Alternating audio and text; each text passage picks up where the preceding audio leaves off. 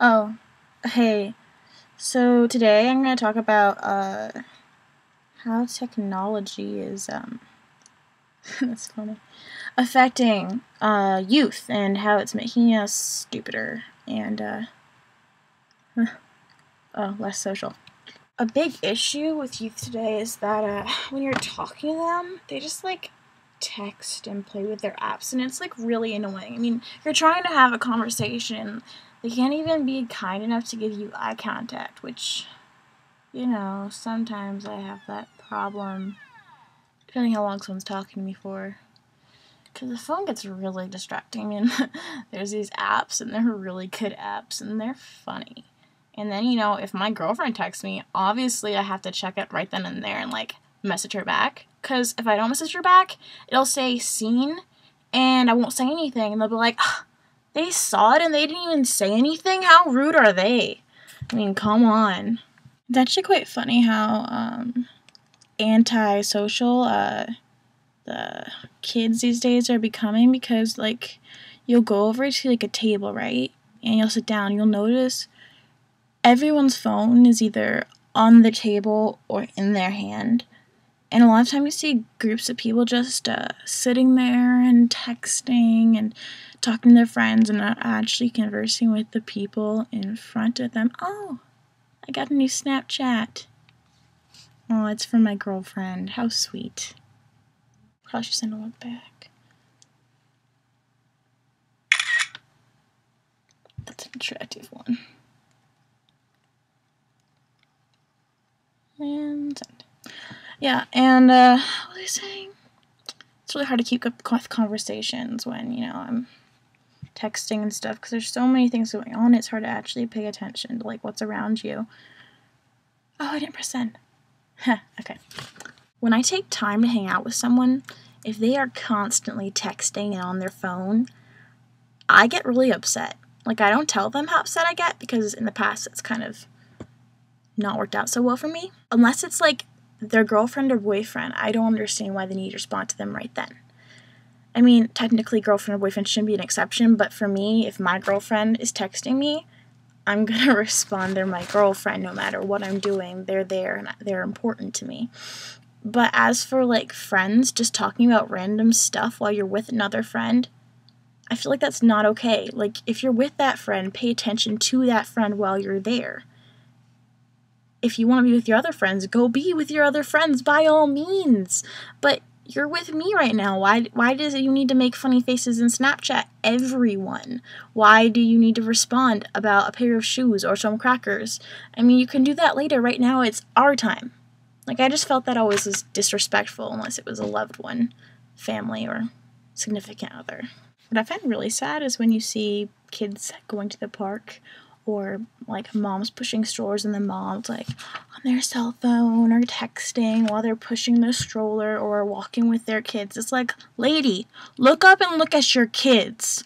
Or even worse, maybe even worse, or equally worse, the kids are playing a video game inside of their stroller while outside.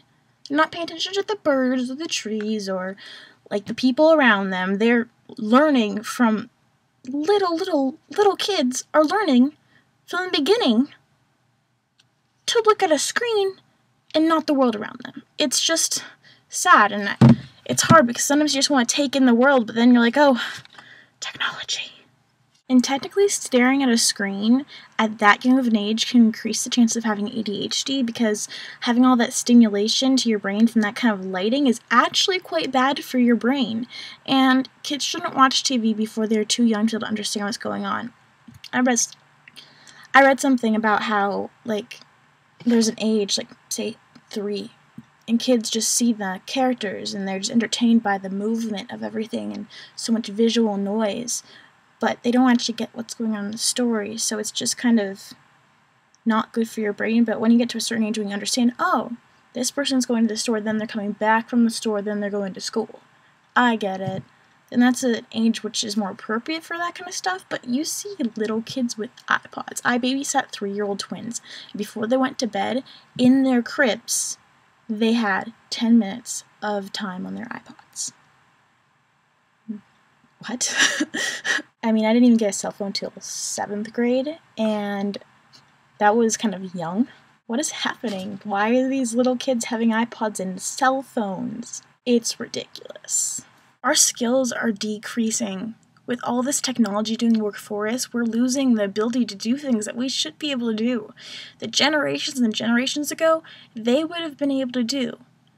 I don't know if that makes us not as smart. I kind of feel that technology is taking away from our learning.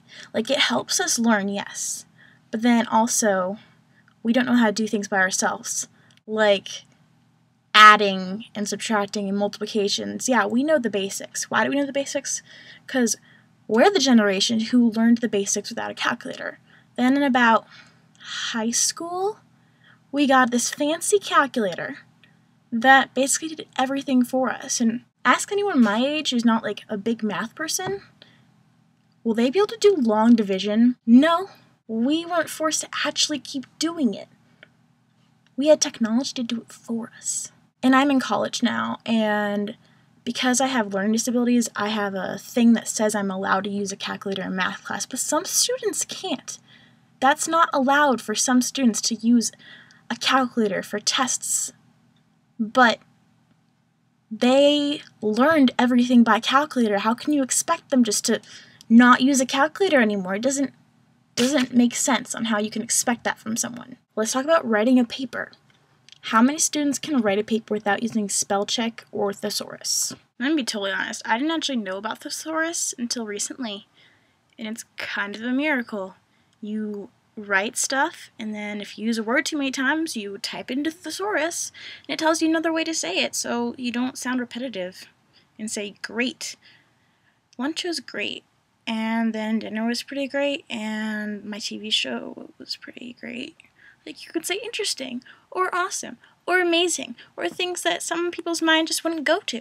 And I don't know if most people know about this, but I found a complex sentence generator, so you can type in your sentence, and it'll come out with something fancy smancy and intelligent that means the same thing. So you don't even have to know how to say something smart. It'll just tell you how to. So basically, by having spell check, calculators, all this technology do things for us, we are lacking our memorization skills. Like, our ability to remember things are going down because we're not practicing them. We're not practicing to memorize phone numbers. When I was little, I memorized phone numbers. I still know my best friend's phone number from when I was a kid, my house phone number, and my parents' cell phone number. And I had to learn my cell phone number, and that was hard.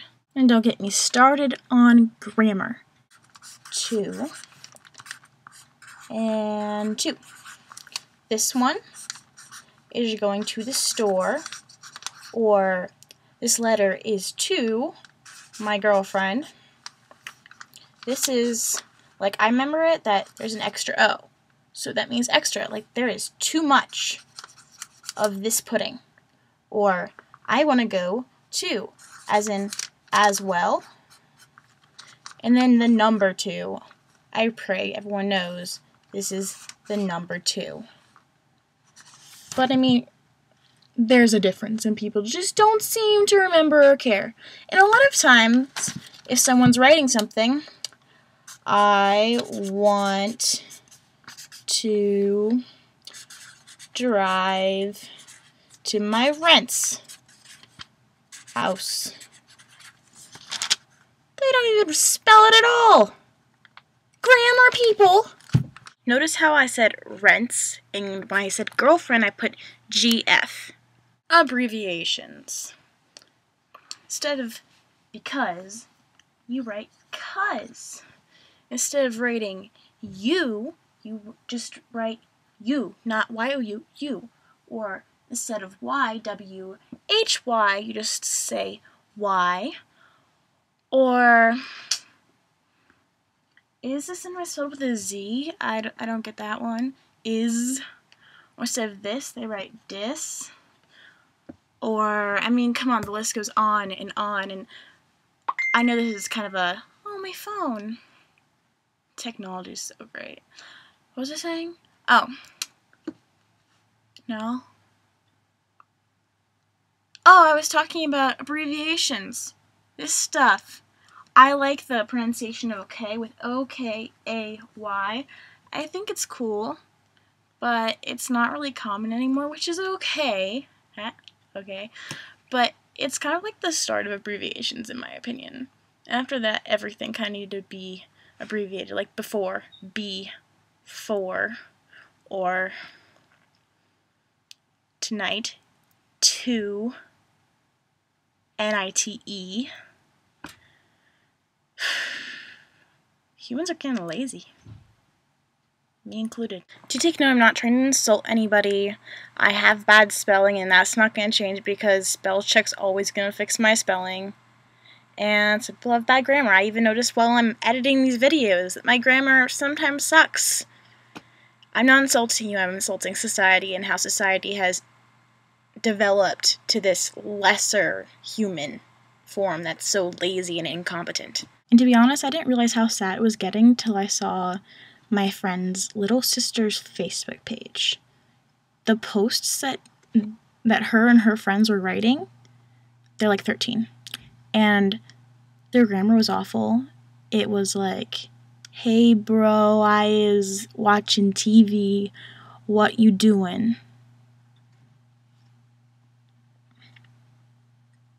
Huh? Speaking of Facebook, no one keeps their business anymore. They have friends with people they don't know. I mean, that's dangerous. They have the location on. You can know where people are. It makes it very easy to stalk people. I remember in high school, I saw comments of how people had sex, who they were having sex with, who they were kissing, who they liked, how they felt about their parents. Like, I used to put too much of my feelings on Facebook. Like, personal thoughts about my day, and about my mental state, and about people that made me upset or bullied me on Facebook, which was too much. People didn't need to know how depressed I was. My mom just took my Facebook away and was like, you're putting too much personal information on Facebook. No one needs to know that, which is a great move. Good job, Mom. Now I know what's personal and what isn't personal.